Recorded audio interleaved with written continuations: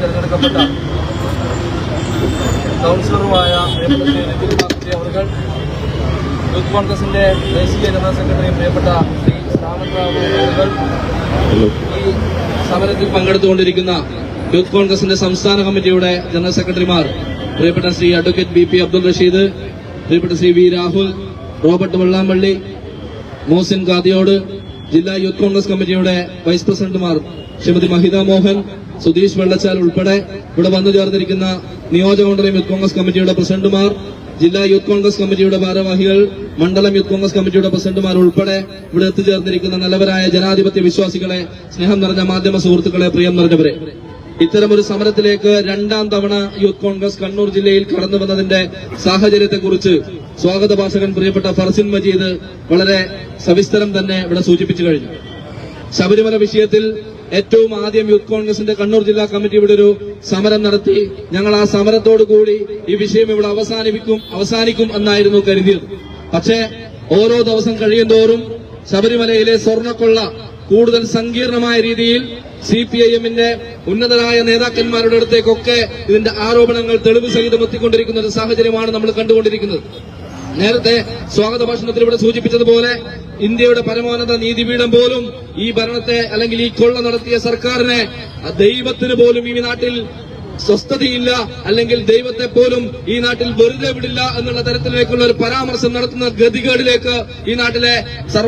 Supreme കോടതി പോലും എത്തിയിട്ടുണ്ടെങ്കിൽ എത്ര വലിയ കൊള്ളയാണ് ഈ ഗവൺമെന്റ് ശബരിമലയിൽ നടത്തിയിട്ടുള്ളത് എന്ന് നമ്മളെല്ലാവരും മനസ്സിലാക്കണം. ശബരിമലയിലെ സ്വർണ്ണക്കൊള്ളയിൽ തങ്ങൾക്ക് യാതൊരു ബന്ധവുമില്ല എന്ന് പറഞ്ഞുകൊണ്ട് സൈബറിടത്തിലും മാധ്യമങ്ങളിലും മറ്റിടങ്ങളിലും ഒക്കെ ന്യായീകരിച്ചുകൊണ്ട് കടന്നുവരുന്ന CPIM-ന്റെ ആളുകൾക്ക് ഇപ്പൊ മിണ്ടാട്ടമില്ല. ദേവസ്വം വകുപ്പ് മന്ത്രിയും അവര് നിയമിച്ച പോറ്റിയും അതിലുപരി കേരളത്തിന്റെ മുഖ്യമന്ത്രി ഉൾപ്പെടെയുള്ള ആളുകൾ ഇന്ന് സംശയത്തിന്റെ നേരിലേക്ക് കടന്നു വരുമ്പോ ഞങ്ങൾക്ക് പറയാനുള്ളത്, നിങ്ങൾ എന്തൊക്കെ തരത്തിലുള്ള കള്ളപ്രചരണങ്ങൾ നടത്തിയാലും നിങ്ങളുടെയൊക്കെ അന്ത്യം കുറിക്കുന്നതുവരെ ഈ സമരത്തിന് പിന്നിൽ ഇന്ത്യൻ യൂത്ത് കോൺഗ്രസ് ഉണ്ടാവുമെന്നാണ് ഞങ്ങൾക്ക് പറയാനുള്ളത്. ഈ സമരം ഇതിന്റെ അവസാന ഘട്ടത്തിലേക്ക് കടക്കുമ്പോ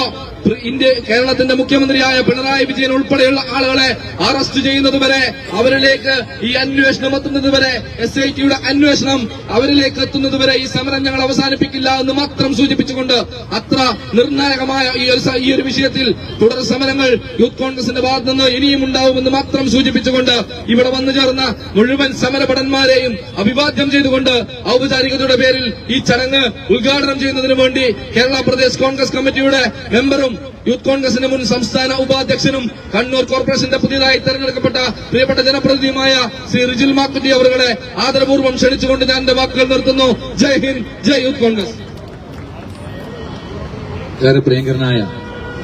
ഈ പ്രതിഷേധ പരിപാടിയുടെ അധ്യക്ഷൻ, യൂത്ത് കോൺഗ്രസിന്റെ കണ്ണൂർ ജില്ലാ കമ്മിറ്റിയുടെ ഊർജ്ജസ്വലനായ പ്രസിഡന്റ്, CPM-ന്റെ കോട്ടയിൽ ഊർജ്ജസ്വലമായ അല്ലെങ്കിൽ ആവേശകരമായ പോരാട്ടം നടത്തി മുമ്പോട്ട് പോയ പ്രിയങ്കരനായ വിജിൽ മോഹൻ,